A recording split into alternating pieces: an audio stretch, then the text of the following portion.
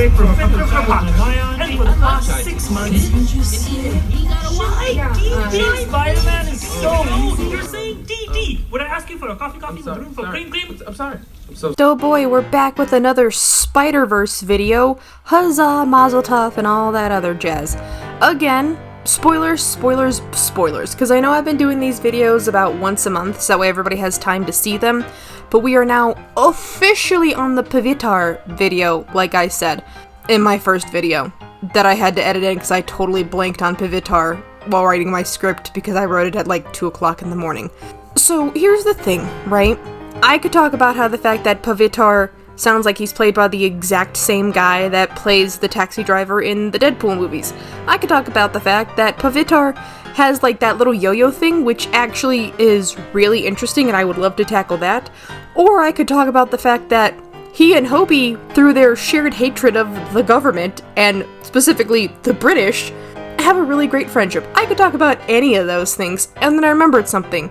This is where the British stole all of our stuff. Quick toll. This is where the traffic is, this is where the traffic is, this is also where the traffic is, there's traffic here too, and this is where the British stole all of our stuff! Is like the funniest line in, well, one of the funniest lines in the movie, and I actually want to talk about that. Is Britain a really big contributor for why India is the way it is? Yes, but also, India is not the only one that took a stab at the let's do the conquering, like, of everywhere bicycle in the world. So I, for next little while, just want to talk about the fact that Spider-Man India is wonderful. I love him. 10 out of 10 would recommend. I now want to talk about the fact that Britain is, like, always the bad guy, but it wasn't just Britain. So welcome to a history video disguised as a Spider-Man video. Or a Spider-Man video disguised as a history video. Either way, it works. So, from the period of like the 1700s to like the 1900s, so not that long ago, we saw the beginnings and the development of the British Empire in India. So, I feel like this is the funniest part to say, but the empire wasn't planned, at least not in the early stages of it. Like, they got to India, looked at it, and were like, oh, this place is dope, and then through a lot of other stuff decided, yeah, we're just gonna take it over. So, in a sense, it kind of just happened. The first British in India came for trade, not territory. They were businessmen, not conquerors.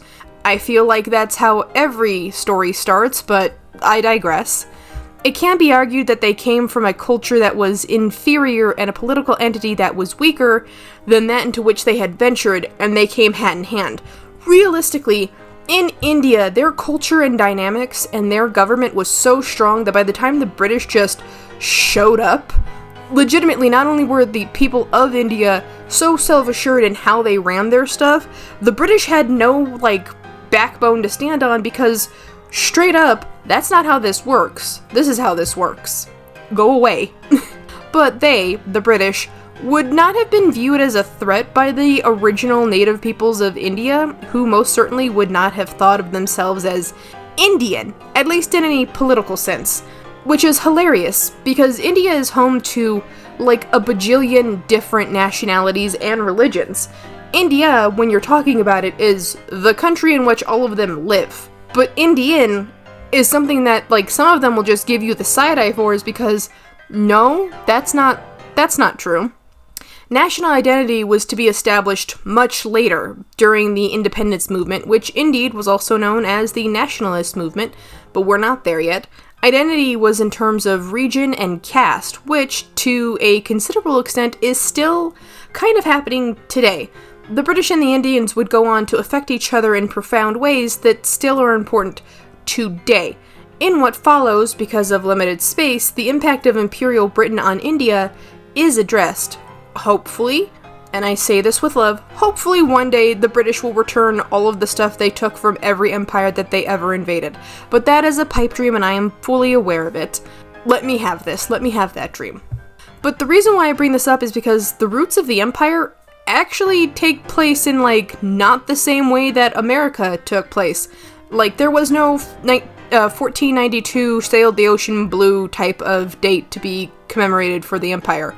1757, the date of the Battle of the Palasy, is often used, though, as, like, the event, kind of. The date of the British takeover of Delhi in 1803 is symbolic. Basically, 757, this happened. 1803, symbolic representation. Big difference. Not really. The British occupied the Mughal capital and they just didn't leave. The empire was either uninformed about the different policies responding to different events in different parts of India, or they just straight up forgot to, like, Discord message each other of, hey, shit's fucked. Either way, why are we talking about the British takeover of India? Oh, don't worry, I'm gonna get there in a hot second. The reason why I bring this up is because it wasn't only just India that took over. It wasn't just India that took over. Let's try that again. It wasn't just Britain that took over India. The French, the Portuguese, the German, everybody that was a conqueror during that time had their slice of pie in India. It's the reason why Britain was just like, they're the most, because they did the most out of everybody for the conquering thing. So when Pavitar makes the joke, and this is where the British stole all of our stuff, it is not just India that has this problem with the Royal British Museums, or any museums actually. A lot of people that were once conquered have a lot of their stuff just in museums to be paraded around as scientific discoveries, when most of it actually was just straight up stolen. And I would like to point this out. Why are the Great Pyramids of Egypt still in Egypt? Because the British couldn't figure out how to root them suckers out of the ground and put them in a museum. If they could, they would have. Everything else was up for grabs. They were just too big and they could not feasibly think of a way to get them out, so they stayed. Realistically, we could be here forever talking about the social impact of India, like, the world over, because, no offense, your homegirl likes naan bread, your homegirl likes chai tea, and as Pavitar says, well, yeah, naan means bread, chai means tea. We've basically taken a lot of words from India and supplanted them with English words in order for us to know what it means. It's kind of like when you hear people that are not Jewish use Jewish words. It's not because they are trying to appropriate the culture, it's because through social osmosis, we have now gotten our lexicon completely reworked to incorporate words that we, as American English speakers, normally don't have in our lexicon just by happenstance of hearing it. I am not Jewish. I have said that before to nieces, nephews, and family. You got a little schmutz right there. Schmutz is a Jewish word. I have said dead ass to somebody, oh, I'll just take chai. Like the tea? What kind of other chai is there, my dude? My good sir, my brother in Christ.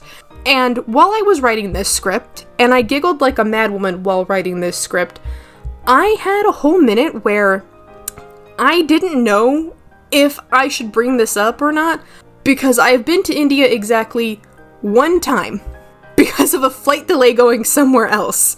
I've been to India once and I was in the airport, but I'm gonna let you know right now, dear India, what in the cinnamon toast fuckery is your problem? Why are all of these women in their saris so fucking pretty? Like, I felt so aggravated that they were so pretty because I also didn't have a sari. I was in fucking Crocs and sweatpants. I felt like such a tourist. I was embarrassed, and I was only there for a couple hours for the flight delay because the plane had to land because something blah blah blah. I honestly wasn't paying attention, if I'm being 100% honest. But the food there was amazing. The people there were very nice. The women there were beautiful. The men there were, amazingly enough, a weird mix of misogynistically sexist and also incredibly helpful. Because I was there for like 3 hours waiting for the next flight to get me to where I had to go. Also, it was hot as sin. Jesus Christ, it was hot as sin. But here's the thing, right?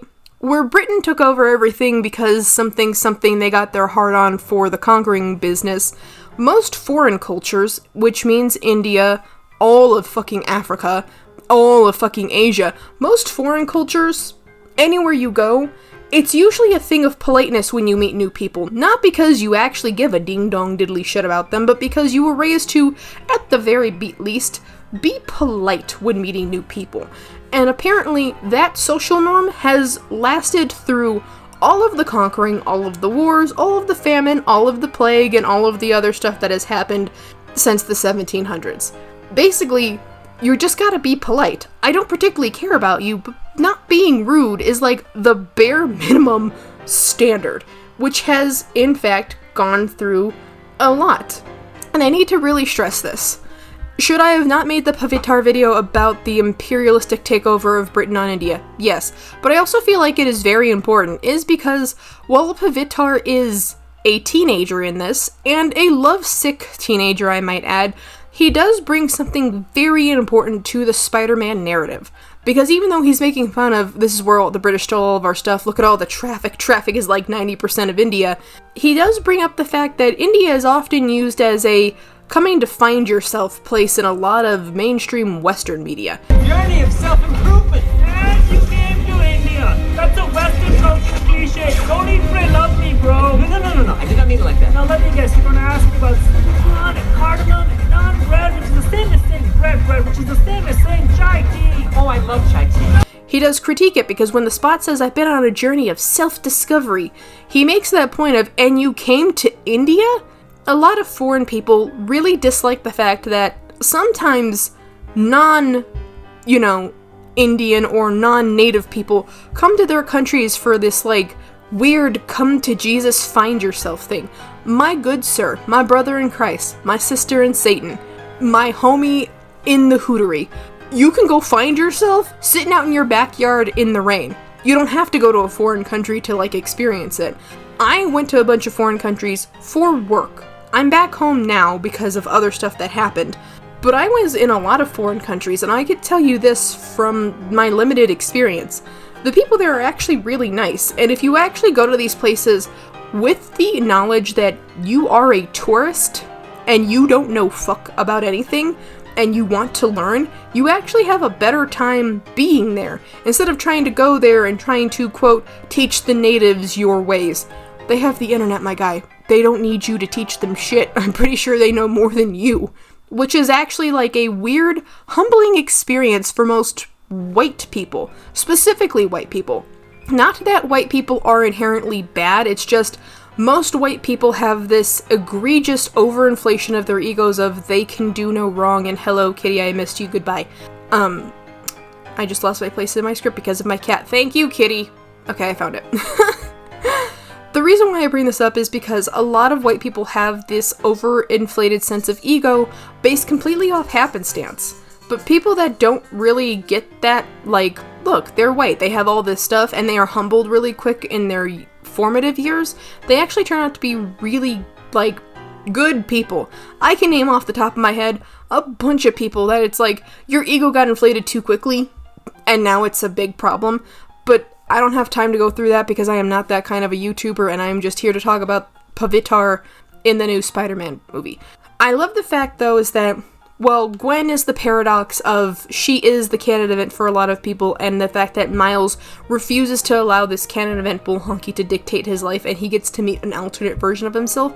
Pavitar is the one that has, like, the best character model of being Spider-Man, is because he is given a choice: save his girlfriend or save her father, the police captain.